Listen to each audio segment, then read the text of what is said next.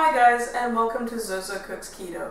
Today I'm going to show you how to make the perfect cauliflower rice that not only looks good, but tastes great. Let's get cooking.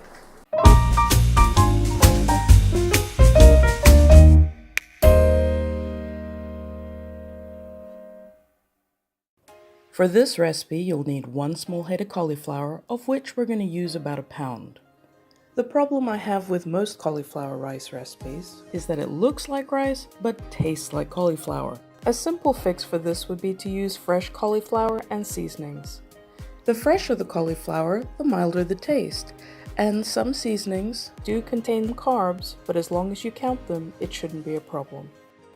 To flavor our dish, we'll be using 1 tablespoon of powdered chicken bouillon, 1 teaspoon of garlic powder, 1 teaspoon of onion powder, 2 tablespoons of butter, 1 tablespoon of canola oil or whichever oil you prefer, and finally some salt and pepper.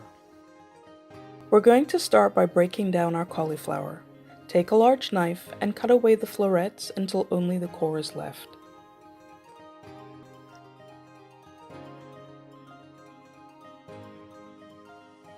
Now, cut large pieces in half so they're a bit more manageable. To speed up the ricing process, I'll be using a food processor, but you can also rice the cauliflower by hand with a grater. If you're using a food processor, don't overstuff it. If you do, you'll end up with large chunks at the top and over-riced cauliflower at the bottom.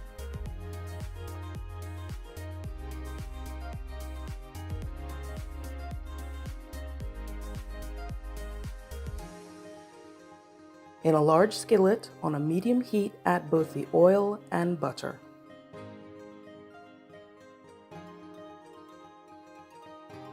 Pour in your riced cauliflower and saute it for about 2 minutes. Add the bouillon to a 1/4 cup of warm water, mix,